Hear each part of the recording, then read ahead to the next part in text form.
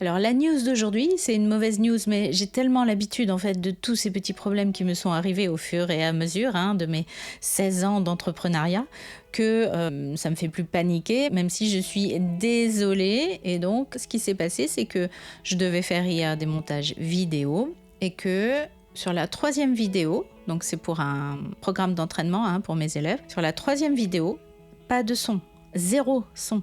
Alors que les deux premières, impeccable.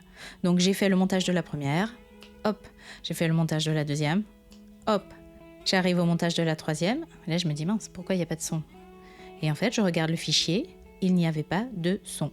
Et moi j'ai fait toute ma vidéo et je n'ai pas vérifié bien sûr que cette vidéo-là avait du son.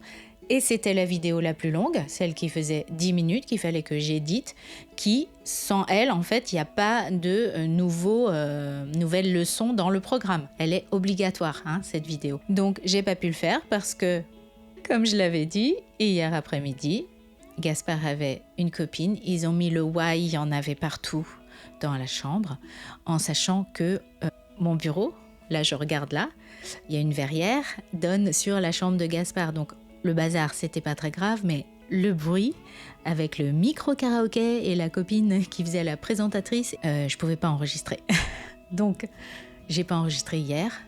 Donc, mes élèves n'ont pas eu la leçon du programme. Et ça, c'est pas bien, parce que je cours après le temps. Je n'arrive pas à avoir de l'avance sur les choses que je dois enregistrer.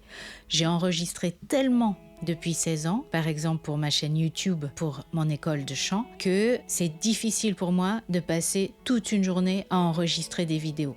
Je fais un burn-out des vidéos, donc je peux en enregistrer 2, 3, 4, mais pas toute la journée des vidéos, alors que quand on fait ça, on peut prendre vraiment de l'avance. Et moi, les seules fois où j'ai réussi à prendre de l'avance, il s'est passé quelque chose, par exemple, Gaspard a été malade, ou il y a eu un BINS, enfin bref, j'ai pas pu enregistrer, il y a eu des travaux dans l'immeuble d'à côté. Alors c'est des excuses, mais c'est des bonnes excuses, c'est-à-dire je peux pas me payer un studio pro pour aller enregistrer quand il y a des travaux à côté.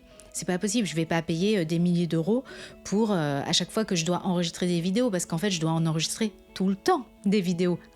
On produit du contenu, vous êtes d'accord? Donc oui, c'est des excuses, mais c'est pas évident quand on est solopreneur, qu'on travaille chez soi, qu'on est maman aussi, de toujours avoir un truc d'avance. Si vous y arrivez, mais bravo, bravo, bravo, et tant mieux pour vous, je suis contente. Mais voilà.